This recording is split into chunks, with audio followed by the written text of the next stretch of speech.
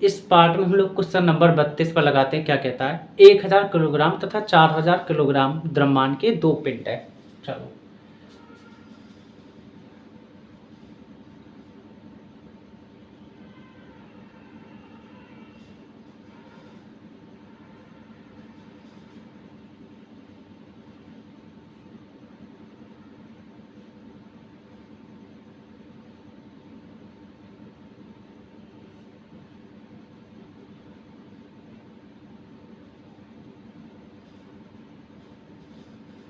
पहले पिंड का द्रव्यमान m1 1000 kg, दूसरा 4000 है।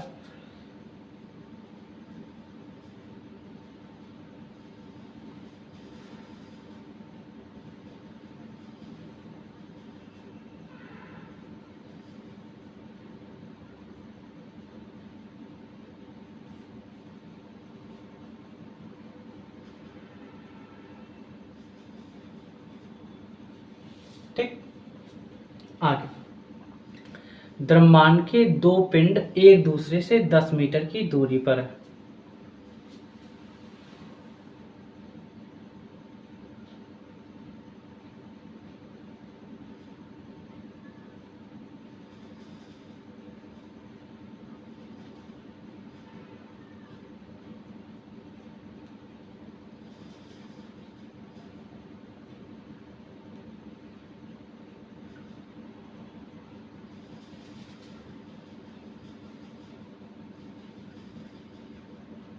कैपिटल आर मान लेते हैं 10 मीटर। आगे इनको मिलाने वाली रेखा के उस बिंदु पर गुरुत्वीय विभव ज्ञात कीजिए, मतलब V पता करना है हमको, जहां पर गुरुत्वीय क्षेत्र की तीव्रता शून्य है, मतलब डेल्टा आई शून्य है बेटा। डेल्टा आई जो है गुरुत्वीय क्षेत्र की तीव्रता शून्य है, मतलब 0 है। आगे हमको कैपिटल जी की वैल्यू, मतलब सार्वत्रिक गुरुत्वाकर्षण नियतांक कह सकते हैं बेटा, 6.67 10⁻⁻11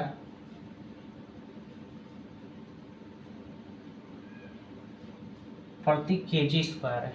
ठीक, अब हम लोग इसे थोड़ा सा फिगर के अकॉर्डिंग बताता हूँ।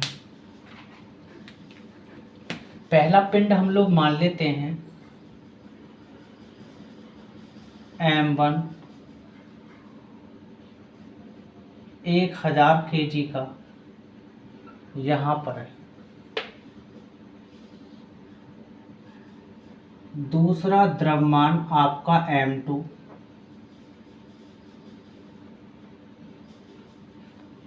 4000 kg का, यहाँ पर रखा हुआ है। ठीक, वो कह रहा है कि कहीं भी यहाँ यहाँ यहाँ कहीं भी एक पॉइंट है, सपोज करो हम लोग यहाँ मान लेते हैं, तो यहाँ पर जो है ना डेल्टा आई गुरुत्वीय क्षेत्र की तीव्रता वो शून्य है, और इसके लिए और उसके लिए भी विभव पता करना है, गुरुत्वीय क्षेत्र गुरुत्वीय विभव, डेल्टा वी बोलो या वी बोलो एक ही बात है ना, तो वी का भी पता करना है हमको। चलो, सही बात है।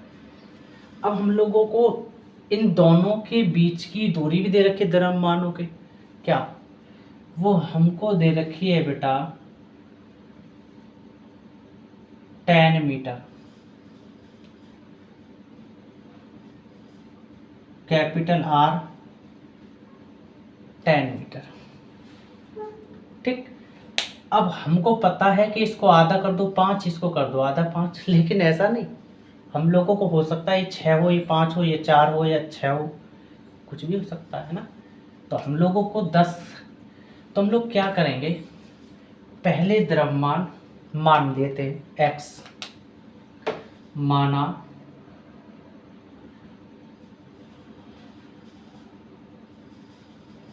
पहले द्रव्यमान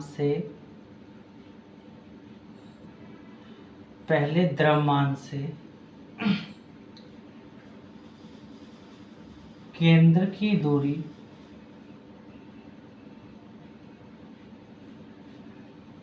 जो कि r1 है x मीटर, यहाँ से यहाँ तक की दूरी हम r1 x मीटर मान लेते हैं, ये दूरी।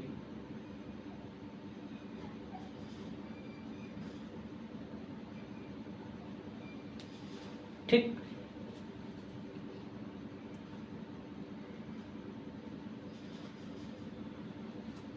ठीक।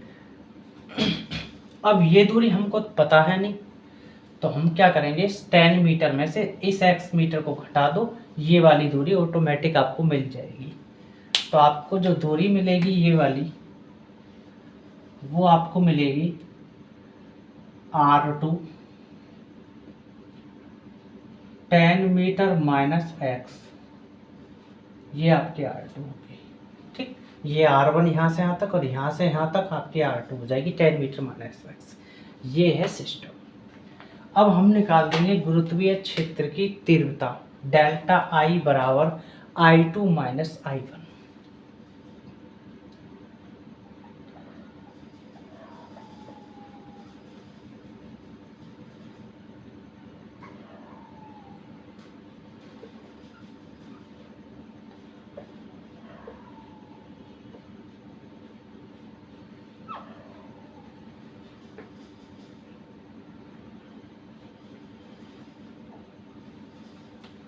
ठीक है बेटा, कोई दिक्कत नहीं।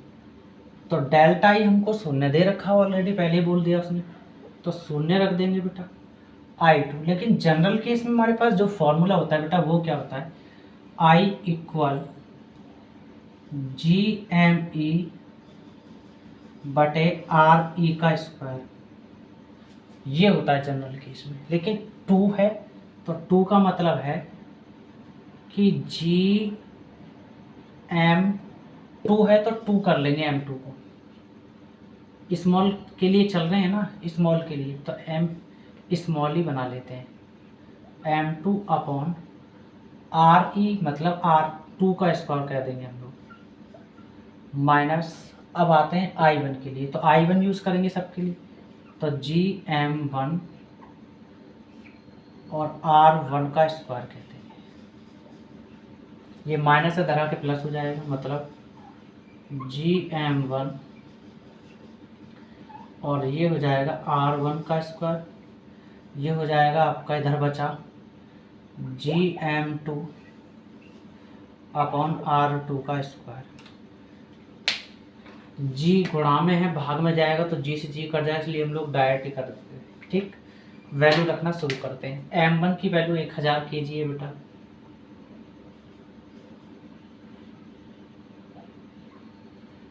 R1 की वैल्यू क्या है बेटा x का स्क्वायर कर लेंगे, x स्क्वायर। M2 की वैल्यू कितनी है, 4000 kg, तो 4000 kg कर लेंगे। R2 क्या है, 10 मीटर माइनस x, तो 10 मीटर माइनस x, उसका भी स्क्वायर कर लेंगे बेटा।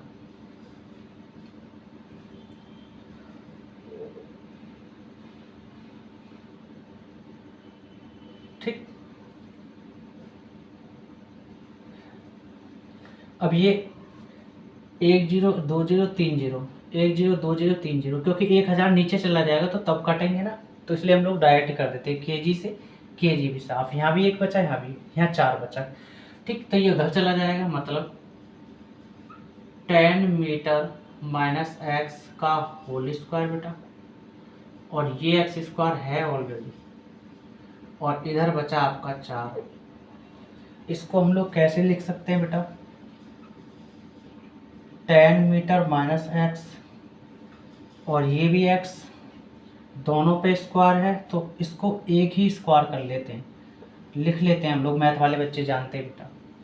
इधर बचा आपका 4, ये 4 स्क्वायर इधर आके इसको ऊँट बना देगा, मतलब रूट बन जाएगा, मतलब 10 मीटर माइनस एक्स बटे x, और इधर बन जाएगा बेटा 4, और जब रूट से बाहर 4 निकलेगा तो आपका 2 आ जाएगा, मतलब 10 मीटर माइनस एक्स बटे x, और ये हो जाएगा 2, ये x भाग में बड़ा हो जाएगा तो 2x हो जाएगा, तो 10 मीटर माइनस एक्स बराबर 2x, ये x माइनस में उधर जाकर प्लस हो जाएगा, मतलब 2x और 1x 3x, तो 10 मीटर बराबर 3x, ये 3x के साथ गुणा में भाग में आ जाएगा, मतलब x बराबर आपको मिलेगा 10 मीटर बटे 3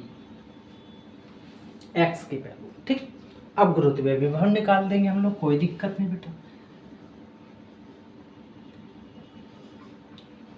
गुरुत्वीय विभव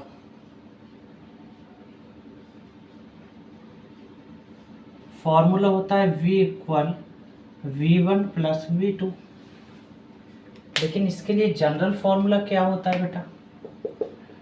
V इक्वल माइनस का G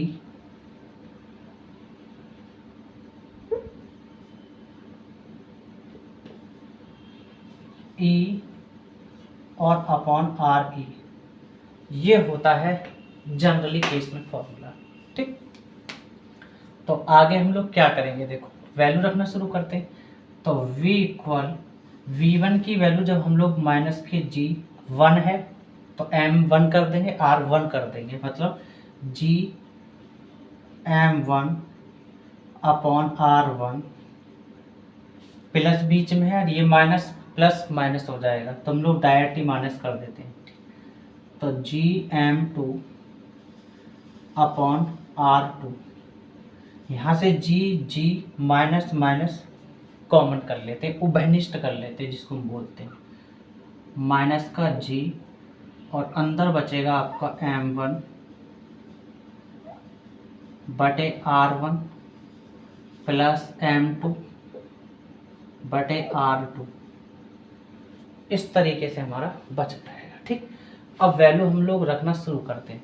तो V की इक्वल माइनस G की वैल्यू क्या हो जाएगी 6.67 गुणा 10 की power minus 11 newton metre square प्रति केजी स्क्वायर बेटा। M1 की वैल्यू 1000 केजी, 1000 केजी। R1 की वैल्यू क्या है x, और x की वैल्यू हम लोग 10 मीटर बटे 3 निकालेंगे,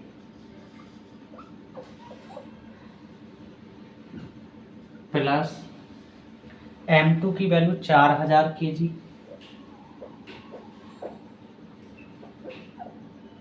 बटे R2 क्या 10 मीटर माइनस x,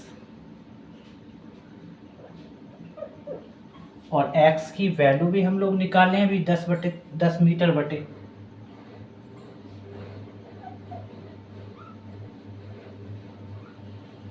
इस तरीके से। ठीक, ये 3 आपका उधर चला जाएगा, मतलब 3000 हो जाएगा आपका। ठीक है बेटा, या एक काम करते हैं, यहाँ करते हैं हम लोग। तो V इक्वल माइनस 6.67 गुणा 10 की power minus 11 newton metre square प्रति केजी स्क्वायर बेटा।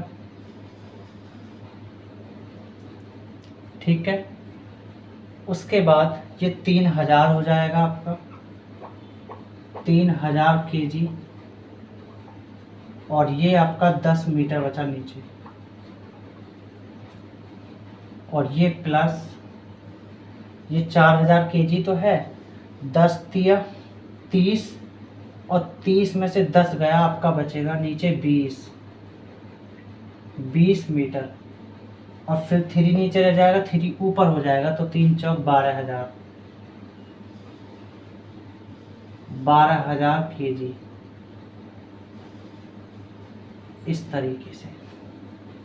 ठीक है बेटा, अगर आप कंफ्यूज हो गए फिर मैं रिपीट कर देता हूँ। इसका एलसीएम लोगे तो 10 तिया 30, 30 में से 10 गया, आपका 20 बचेगा, तो मतलब 20 बटे 3, फिर इस तरीके से मिलेगा। जैसे 10 मीटर बटे 3 है तो ऐसे 20 मीटर बटे 3, तो 3 ऊपर हो जाएगा, तो 3 चौक 12000 20 मीटर। ठीक, इस तरीके से।